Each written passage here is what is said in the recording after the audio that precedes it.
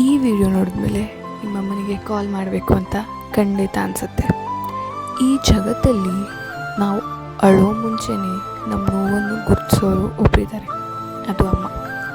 ಅವ್ರ ಬಗ್ಗೆ ಎಷ್ಟು ಹೇಳಿದ್ರು ಕಮ್ಮಿನೇ, ಆದರೂ ಹೇಳಕ್ಕೆ ಪ್ರಯತ್ನ ಪಡ್ತೀವಿ.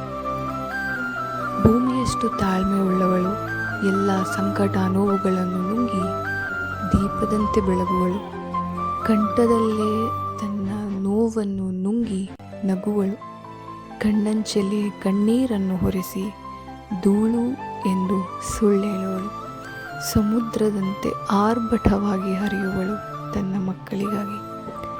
ಅವಳಿಗೇನಾದರೂ ಸಹಿಸಬಲ್ಲವಳು, ಆದರೆ ನುಚ್ಚು ನೂರಾಗುವಳು ತನ್ನ ಮಕ್ಕಳಿಗಾಗಲಿ. ನನ್ನ ಮಕ್ಕಳಿಗೆ ಅದು ಇಷ್ಟ ಇದು ಇಷ್ಟ ಅಂತ ಹೇಳುವಳು. ನಿನಗೇನು ಇಷ್ಟ ಎಂದು ಕೇಳಿದಾಗ ಮೌನವಾಗುವಳು.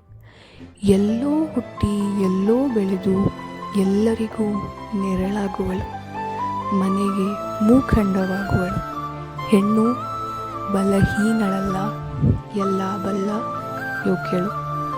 ಅಮ್ಮ ಬಲಹೀನಳಲ್ಲ, ಎಲ್ಲ ಬಲ್ಲ ಯೋಗ್ಯಳು. ನನಗಾಗುವಷ್ಟು ಸ್ವಲ್ಪ ಅಮ್ಮ ಬಗ್ಗೆ ಹೇಳೋ ಪ್ರಯತ್ನ ಮಾಡಿದೆ. ಇವತ್ತು ವಿಡಿಯೋ ಮುಗಿಯಬಹುದು, ಆದರೆ ಅಮ್ಮನ ಪ್ರೀತಿ ಎಂದಿಗೂ ಮುಗಿಯಲಿಲ್ಲ.